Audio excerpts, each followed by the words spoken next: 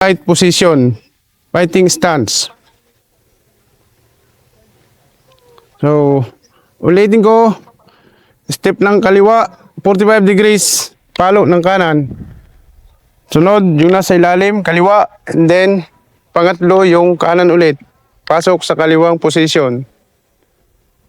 Fighting stance, kaliwa naman yung hakbang, palo ng kaliwang kamay.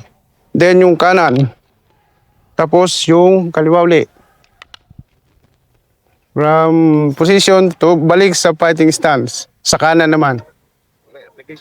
So, ito na yung application.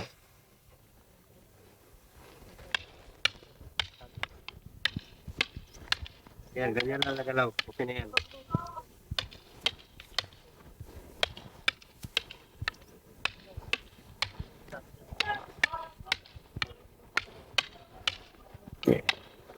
Take down. Hindi pa. Tuloy. Ito na.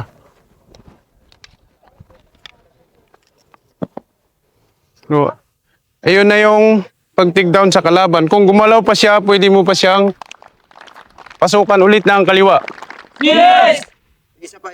Ito yung paraan kung paano mo i-take down dahil double stick kayo, parehas kayong may alam. So, sa pagpalo niya na sa taas, dito ko siya papasukan sa ilalim.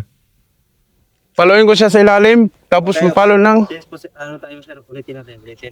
Kita natin yung mga anggulo ng kamay. Ayan. So, pagpalo niya, salubungin ko pa ulit siyang pasukan ng kaliwa. Kill. Kill. Kill. Yun yung pag-take down dyan. Kailangan palaging presence of mind. Dahil ang ini-expect natin parehas kayong may alam. Walang hawak ng double stick nang hindi marunong ang bawat isa.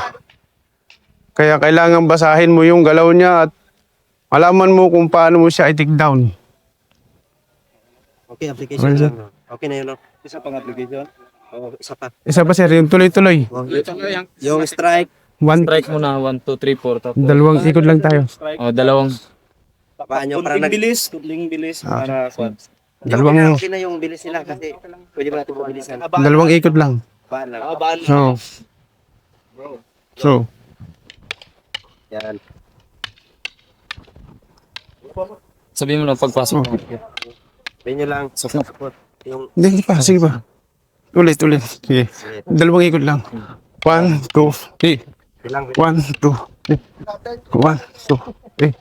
1, 2, 3. Ito lang.